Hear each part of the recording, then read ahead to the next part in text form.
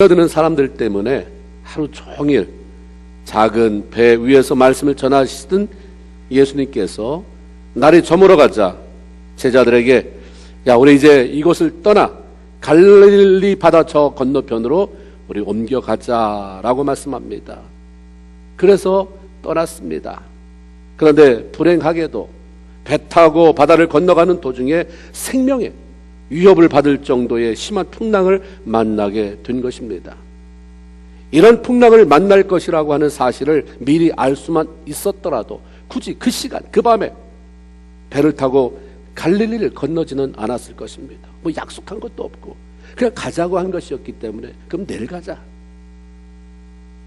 그런데 그럴 줄 몰랐으니까 배 탄 김에 그냥 건너가자.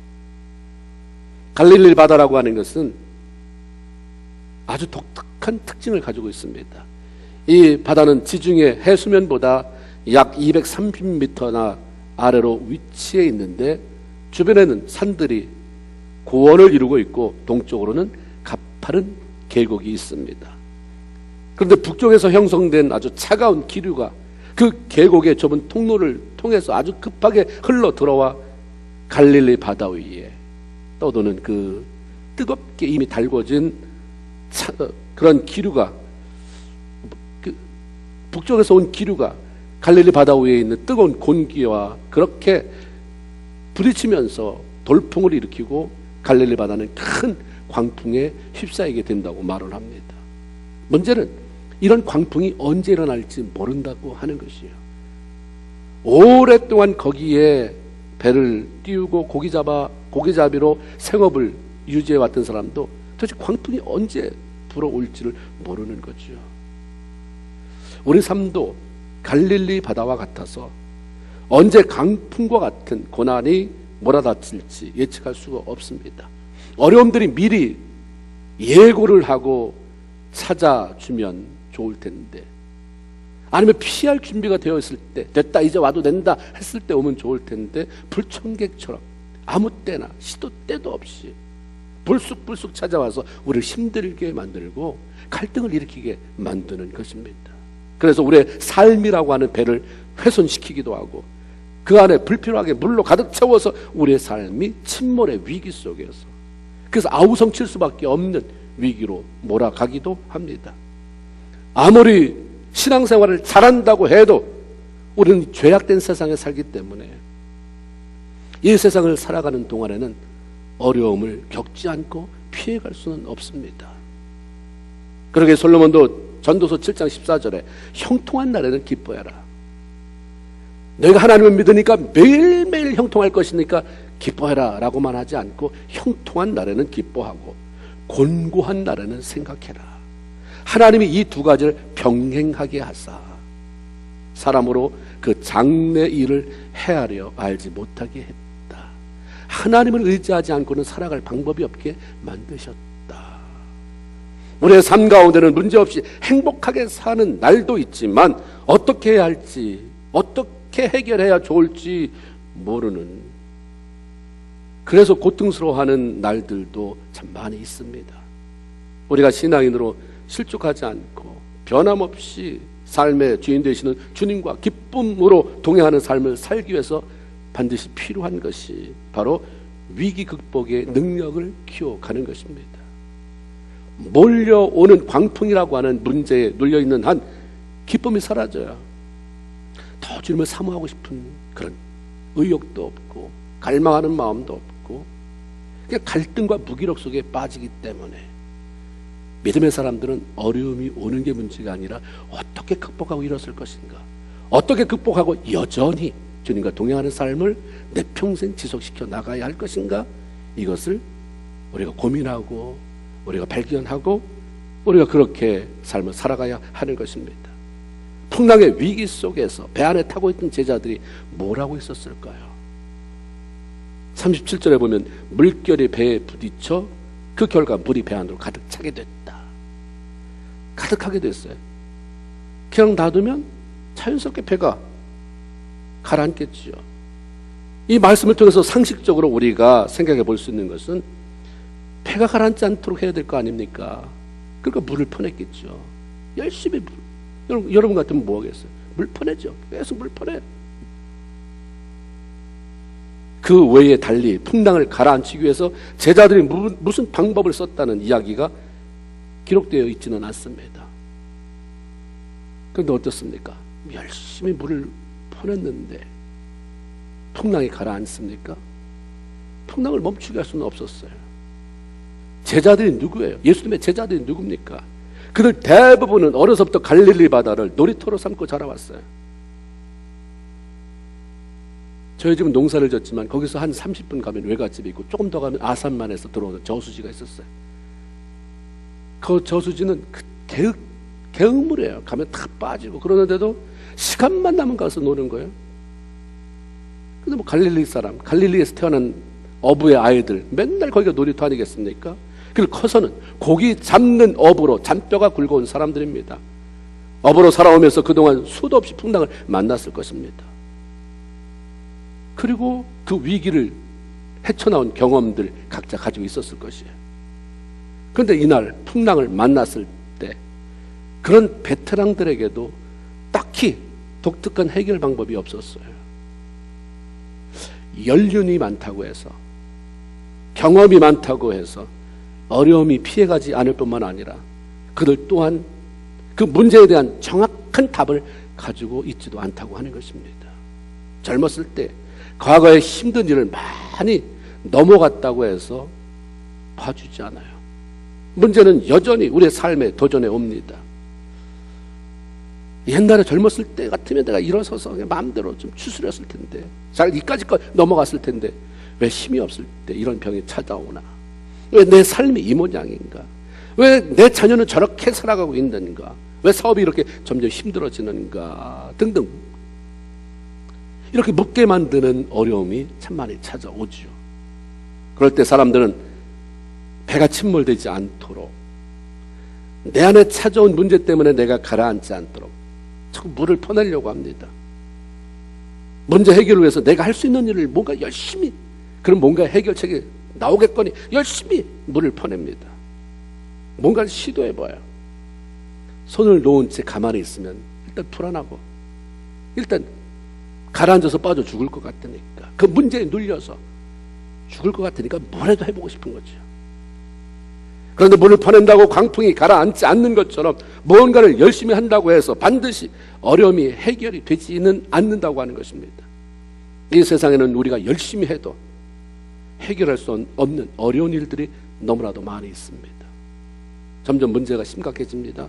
물을 퍼내는 것 가지고는 도무지 감당할 수 없는 지경이 되었을 때 제자들이 한 것이 무엇입니까? 그 배에서 고온히 주무시고 계시는 예수님을 깨운 것이죠. 어려움이 닥쳐왔을 때 도움을 요청하기 위해서 마음 편하게 찾아갈 누군가가 있는 사람은 정말 행복하지 않습니까? 그 사람에게서 뭐가 도움될 만한 키가 주어지지 않는다 할지라도 그냥 찾아가서 내가 이런 어려움이 있다, 힘들다, 하다못해 기도라도 부탁할 사람이 있다면 행복한 사람이에요. 예수 믿는 사람이 다 그러고 살지? 이렇게 생각하십니까? 절대 그렇지 않아요. 그런 사람이 없는 외로운 사람이 너무너무 많아요. 나는 감추고 남은 간섭하고 싶고, 그렇죠? 남은 간섭하지 않고 나는 내놓고 이러면 참 편한데, 나는 감추고 남은 간섭하려니까 늘 그 간섭을 하고 나서도 너는? 이라고 하는 질문이 조용한 시간의 차기를 찾아오면 감당이 안 되는 거죠. 그러니까 신앙이 평안함이 없어요. 기쁨이 없고 성장이 없습니다. 그런데 그 도움을 요청할 분이 다름이 아닌 천지 만물을 지으신 능력의 하나님이라고 한다면 이런 기가 막히게 놀라운 일이 어디 있겠느냐 하는 거죠. 여기서 예수님, 제자들이 예수님을 깨운다고 하는 것은 기도한다는 것이죠. 예수를 구주 삼아서 하나님의 자녀된 성도들에게 주어진 특권 가운데 하나가 천국 간다. 그건 과거, 미래적인 거죠. 그러나 현재 천국 가기 전에 이 땅에서 누리는 특권 가운데 하나가 기도하면 듣는다고 하는 하나님의 약속입니다. 성도는 기도하면 하나님이 응답하겠다고 하는 약속을 가지고 있는 사람입니다. 그럼 그걸 사용할 수 있어야죠. 예레미야 33장 3절에 너는 내게 부르짖으라 내가 네게 응답하겠고 네가 알지 못하는 크고 비밀한 것을 보이겠다고 하나님의 약속이에요.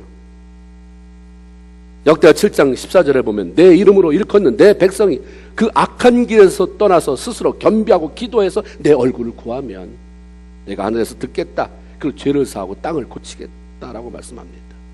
기도하면 듣는다. 이게 하나님의 법칙이에요. 약속입니다. 그 시끄러운 풍랑 속에도 불구하고 깊은 잠에 빠졌던 주님이 제자들이 깨우니까 벌떡 일어나시죠.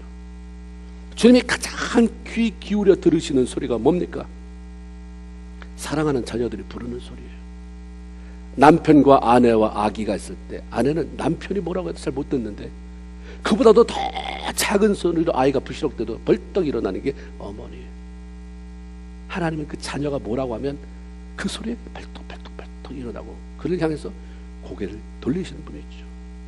제자들이 깨우는 소리를 들으시고 일어나신 주님은 즉시로 풍랑을 잠잠케 하십니다. 근데 그 방법이 너무나도 놀라웠어요. 39절에 예수님께서 깨어 바람을 꾸짖으시며 이르시되 잠잠하라 바다들어 잠잠하라 고요하라 하시니 바람이 그치고 아주 잔잔하여졌더라. 잠잠하라 고요하라. 이게 NIV 영어 성경에는 quiet, be still 이라는 단어로 기록되어 있습니다. 무슨 말입니까? 예수님께서 사람에게 말을 하듯이 불어오는 바람을 야단치시고 사납게 휘몰아치는 풍랑을 향해 너 조용히 해, 너 가만히 있어 명령하셨다는 거예요. 그런데 바람이 듣고 조용해요. 그쳐요. 풍랑이 멈춰졌습니다. 이 광경을 보면서 제자들이 한결같이 저분이 도대체 누구시기에 바람과 바다도 순종하는고 라고 말하며 놀라워했다고 말합니다. 우리가 섬기는 하나님은 단지 마음의 위로를 받기 위해서 내가 선택한 하나의 종교가 아닌 거예요.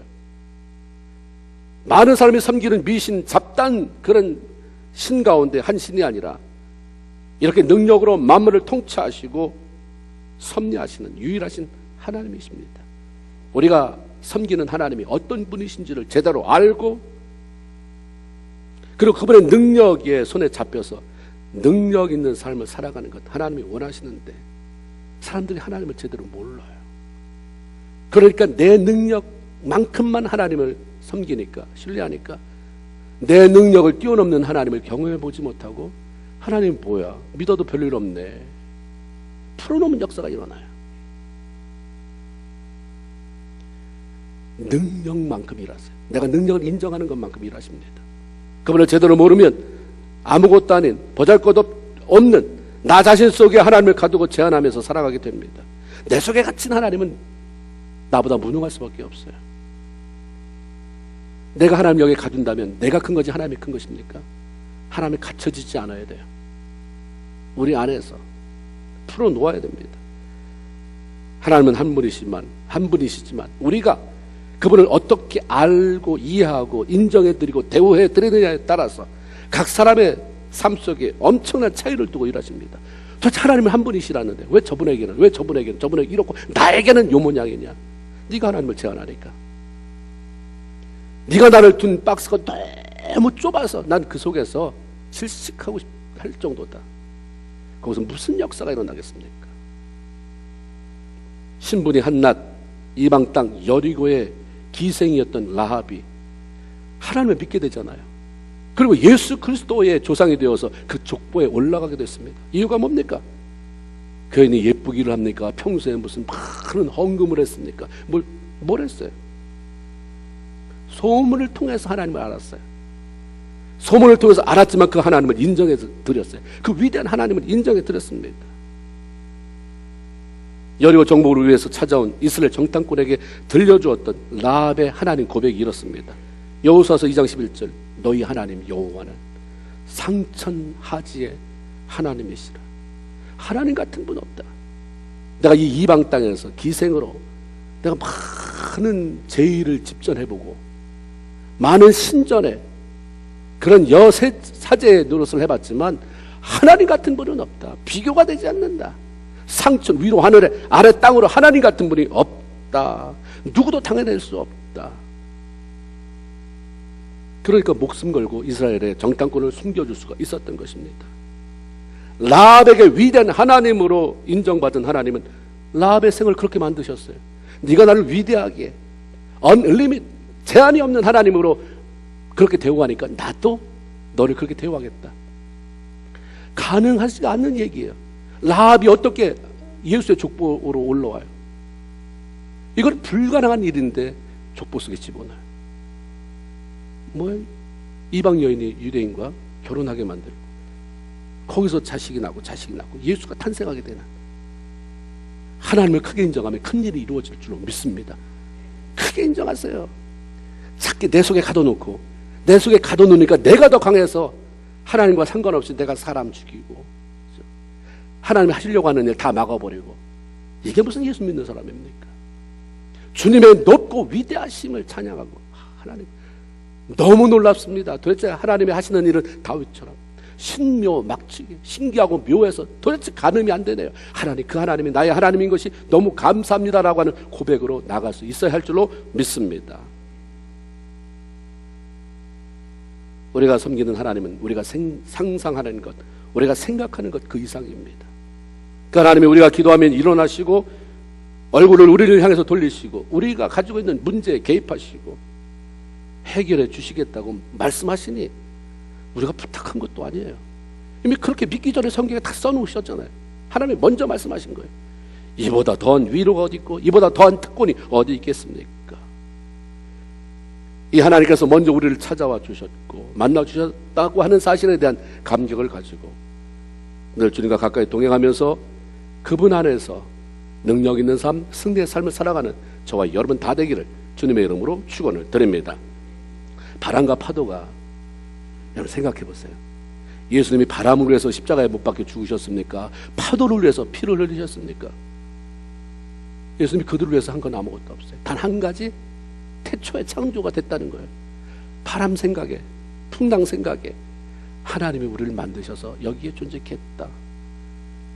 그분은 우리의 주인이시다. 그러니까 주인의 말에 무조건 순종입니다. 하나님의 답답함이 여기 있는 거예요. 내가 십자가에 죽어지지도 않았는데, 그냥 내가 만들어 놨는데 저것들은 그냥 봄이 되면 싹이 나와서 잎을 내고 꽃을 피우고 열매 맺고 무슨 불평이 있기를 해요. 원망이 있기를 해요. 철저히 순종해요. 그런데 예수 십자가 보혈로 구원받은 성도들은 얼마나 불순종하고 얼마나 하나님을 대항하고 배역하고 하는지. 십자가의 보혈로 죄사함을 받고 구원받아 하나님의 아들과 딸이 된 자녀들, 하나님의 특별한 사랑을 받은 성도들이 그 누구보다도, 어떤 만물보다도, 어떤 피조물보다도 더 철저하게 순종해야 하는 것이죠. 만물은 하나님의 말씀을 알아듣고 순종하는데 사람은 무지하고 악해서 그 말씀을 무시합니다. 그래서 문제가 생기는 것입니다. 그래서 어떤 면에서 우리가 좀 사람 사이에서는 치고받고 부딪히고 하는 것보다 뚝 떠나서 좀 자연 속으로, LA, 달라스, 시카고 말고 기도원 그냥 가서 그냥 호수도 바라보고, 그렇죠? 그래서 영이 열리면 바람 속에 스치는 하나님의 음성도 들려지고, 제가 전에 한번 간증한 것처럼 제가 은혜가 충만해서 하나님 막 은혜를 경험하는 시즌이 됐을 때 제가 제 이름을 부르는 하나님의 음성은 미루나무 속에서 들었어요. 바람이 막 흔들리는데 거기서 이름이 막 불려져요. 제가 얼마나 많이 우는지, 시내버스 타려고 서 있다가 그냥 눈물을 막 흘리는 경험이 있었던 것이 지금 생각나는데, 아 그렇구나. 하나님이 이렇게 우주 만물 속에 역사하시고 그러는데 무지해서, 교만해서, 죄 때문에 하나님의 음성을 듣지 못하는구나.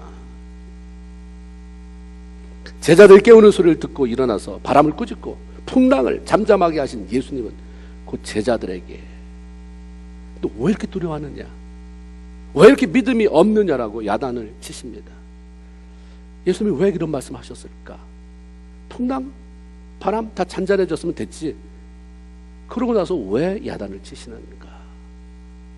무엇 때문에 이런 말씀을 하셨을까?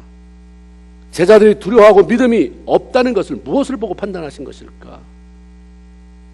그것은 한마디, 제자들이 예수님을 깨울 때 했던 그 말, 그 내용 속에 들어있습니다. 38절에 보면 어떻게 깨웁니까?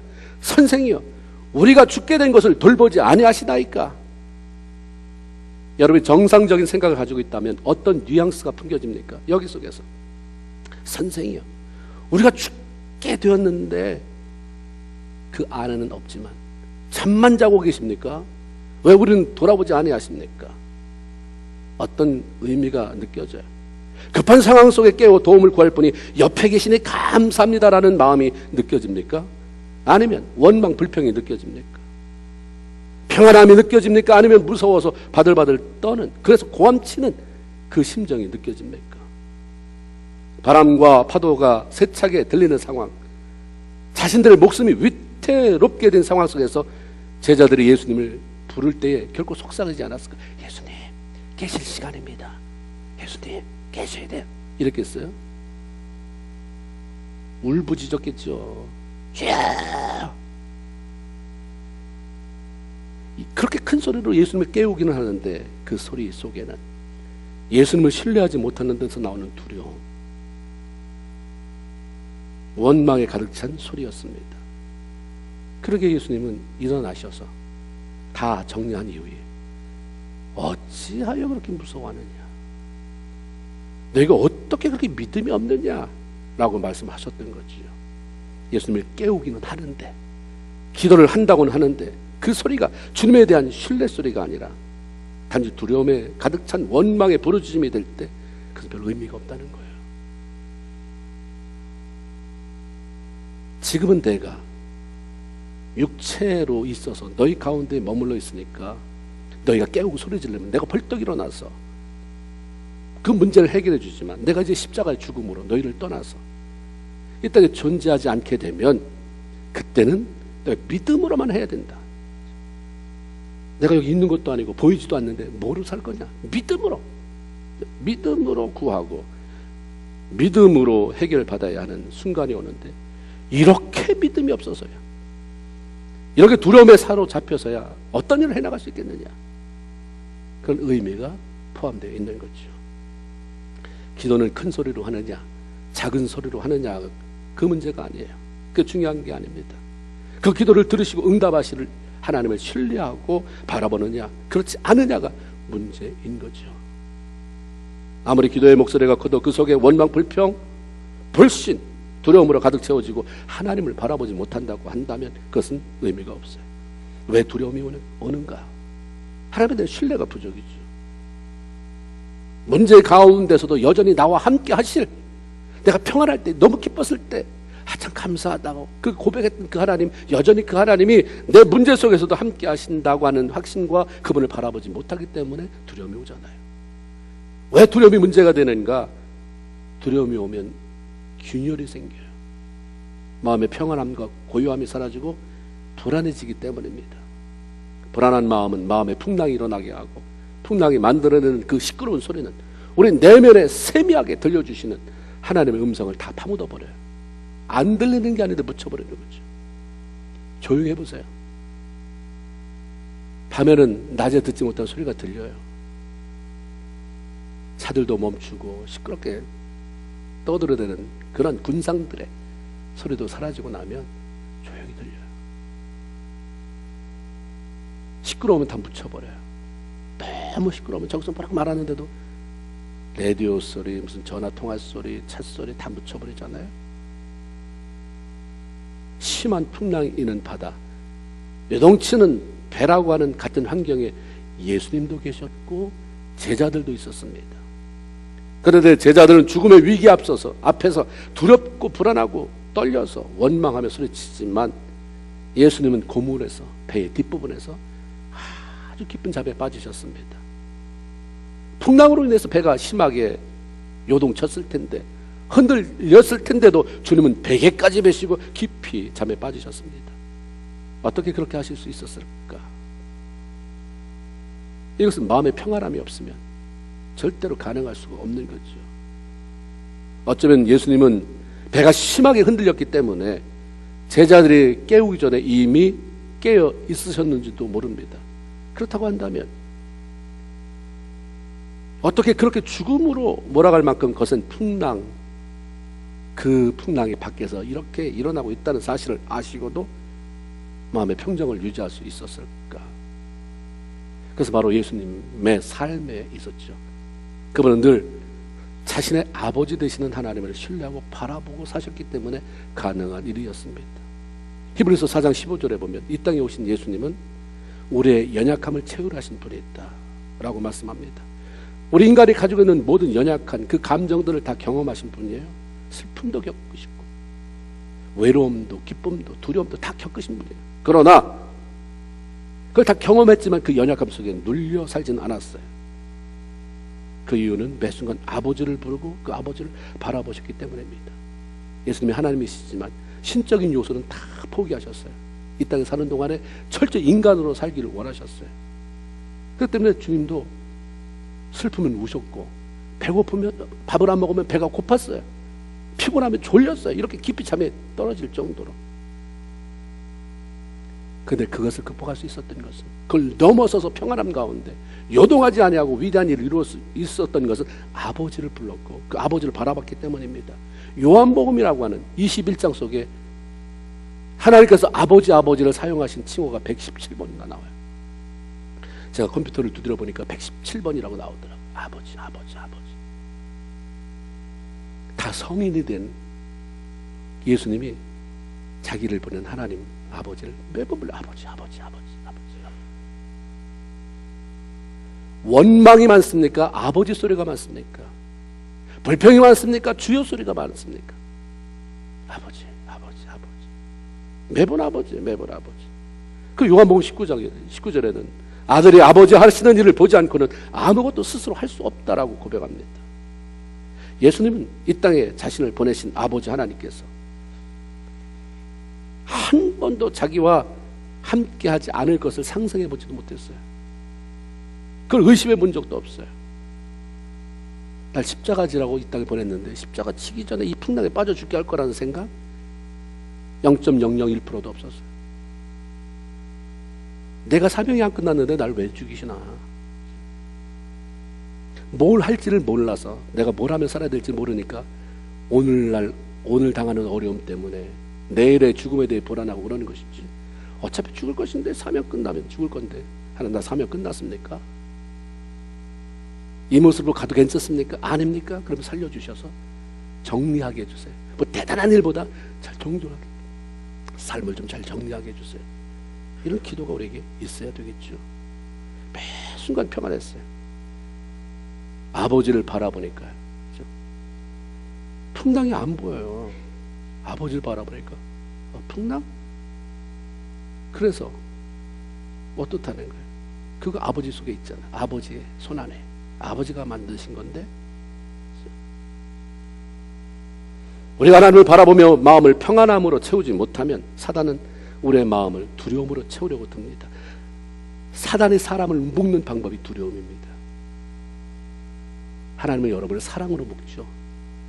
사랑이 여러분을 매는 도구예요. 하나님은 그냥 사랑해서 감동해서 결국 돌아오게 만드는, 그게 1년이 걸리든 10년이 걸리든 죽기 전이든. 그러나 사탄은 두려움으로 해서 매일 급하게 만들어요. 매일 긴박하게 만들어요. 매일 조마조마하게 만들어요. 하나님께서 자신의 백성들의 마음에 자리 잡는 감정 중 제일 싫어하는 게 뭔지 아십니까? 바로 두려움이에요. 무서움입니다. 우리가 누구를 미워하고 우리가 슬퍼하고 우울해하는 그런 감정도 다 싫어하지만 제일 싫어하는 건 두려움이에요. 무서움입니다. 왜 그럴까요? 첫사람 아담과 하하가 에덴 동산에서 사단의 유혹을 받아서 실패하고 하나님 말씀에 불순종했을 때 그들이 사단의 영향 아래에서 제일 먼저 느낀 감정, 그 부정적이고 파괴적인 감정이 바로 두려움이었습니다. 범죄한 아담과 하와를 향해서 하나님이 부르셨잖아요. 내가 어디에 있느냐, 아담아 내가 어디에 있느냐 찾으시는 음성에 아담이 어떻게 반응합니까? 창세기 3장 10절에 보면 내가 벗었으므로 두려워하여 숨었나이다. 이게 상식적으로 주님의 질문에 맞는 대답인가요? 너 어디에 있느냐? 내가 벗었으므로 두려워하여 숨었나이다. 이 자체는 문제가 있어요. 이 센텐스에. 벗었음을 발견했다면 뭐해서 숨어야 됩니까? 부끄러워서 숨어야 되죠. 내가 벗었음을 발견해서 부끄러워서 숨었습니다 해야 되는데 왜 두려워해서 숨습니까? 벗었는데 왜 두려워요? 부끄러움의 감정보다 두려움의 감정이 훨씬 더 크게 아담과 하와를 점령해 버린 것입니다. 사람은 부끄러움의 감정보다 두려움의 감정에 사로잡히기 시작하면 굉장히 파괴적이 돼요. 사단의 인간을 꼼짝 못하도록 가두는 무기가 바로 두려움입니다. 두려움은 하나님으로부터 도피하기에 그리고 숨어버리게 만들어요. 두려움은 하나님께서 주신 좋은 것들을 사용하고 누려보지 못하게 만듭니다. 가지고 있으면서도 두려워서 하나님이 안 주시면 왜 안 준다고 그러고 주면 내가 이래도 되는가 하면서 또 못 사용하고, 그리고 또 가져가 버리면 하나님 왜 또 뺏어가십니까? 다시 주면 이래도 되는 겁니까? 그 불안해. 늘 뭘 줘도 불안하고 안 줘도 불안하고. 사단이 기가 막히게 틈을 타서 이간시키잖아요, 하나님과의 사이를. 두려움은 남을 괴롭히게 하고 자기도 힘들고 남도 힘들게 만들어버려요. 두려움은 제대로 판단하지 못해서 잘못된 결정을 내리게 만들고 실패하게 만듭니다. 그러니까 하나님은 수도 없이 뭐라고 말씀하냐면, 너 왜 슬퍼하느냐, 너 왜 외로워하느냐, 이런 것보다도 왜 두려워하느냐. 두려워하지 말아라, 내가 너와 함께 함이니라. 놀라지 말라, 나는 내 하나님이 됨이라. 내가 세상 끝날까지 너와 함께 있겠다. 할렐루야. 이 말씀을 그래서 하시는 거예요. 두려움은 파괴적이다. 내가 아무리 이런 약속 저런 약속 너와 함께 한다 뭐 한다 해도 두려움에 사로잡히면 안 들어와요. 그 말이 안 들어오는 것이죠. 디모데후서 1장 7절에 뭐라고 말씀합니까? 하나님이 우리에게 주시는 마음은 무슨 마음이 아닐 것 같아요? 두려워하는 마음이 아닐 것 같아요. 그렇게 썼어요. 하나님이 우리에게 주시는 것은 두려워하는 마음이 아니요.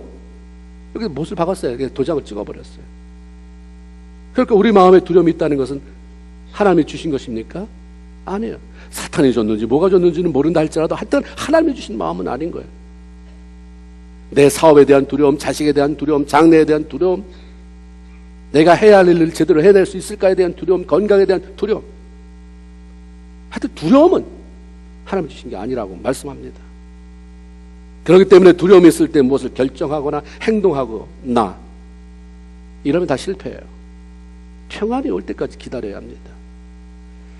남편이 나가서 이상한 일을 저지를 때, 그래서 어떤 파괴적인 행동을 하게 되거나 손해보는 짓을 할 때 많은 경우는 부부싸움을 했거나 기분이 나빠서 나갔을 때예요.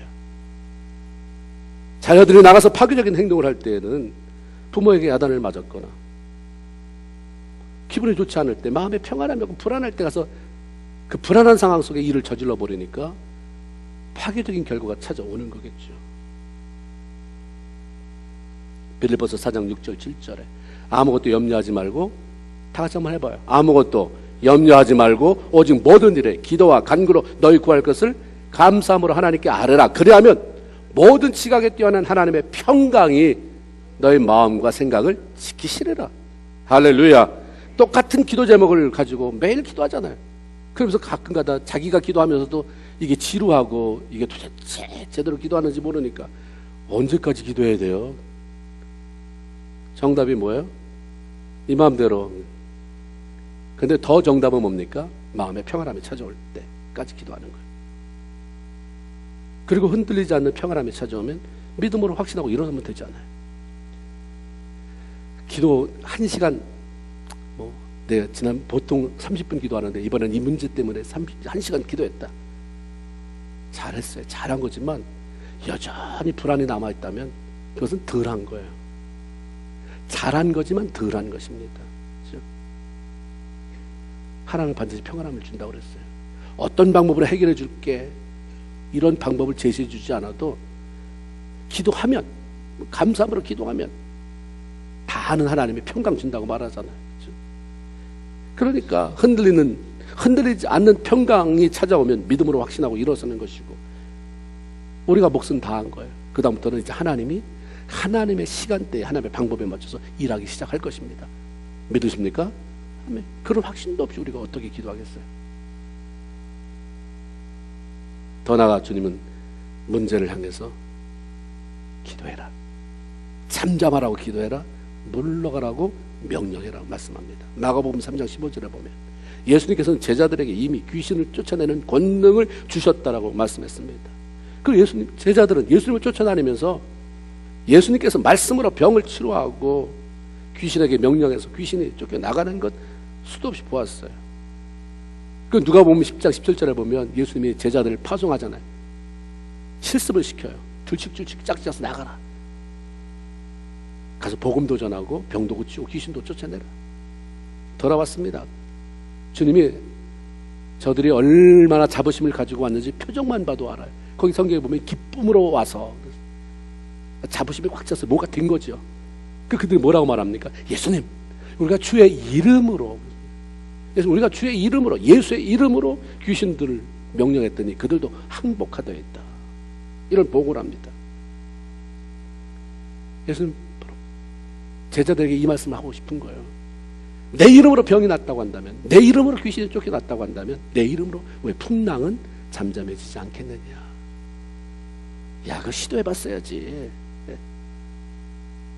예수의 이름으로 풍랑은 잠잠해라, 고요해라. 너희도 해봤어야지. 예수님은 우리가 하나님의 도움을 바라며 기도하는 것도 원하시지만 동시에 믿음으로 예수의 이름을 사용해서 명령하시기를 원하시는 것입니다.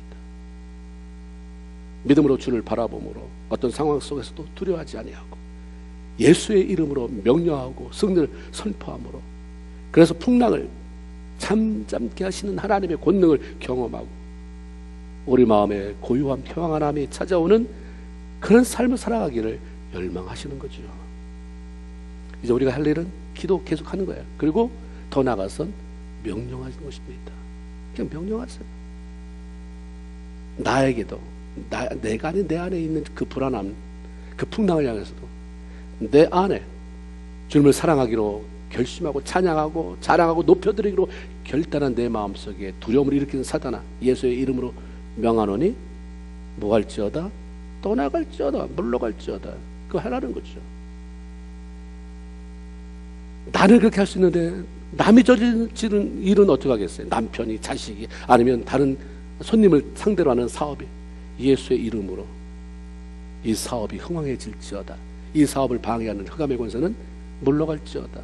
예수의 이름으로 내 남편을 통해서, 내 자식을 통해서 공격해오는 모든 풍랑은 잠잠할지어다. 아멘. 우리가 그렇게 하고 나가라고 하는 것입니다.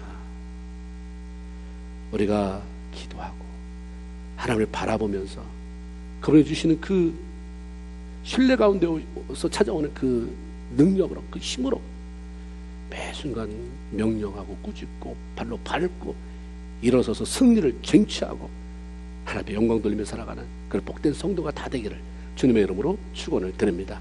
아멘. 기도합시다. 하나님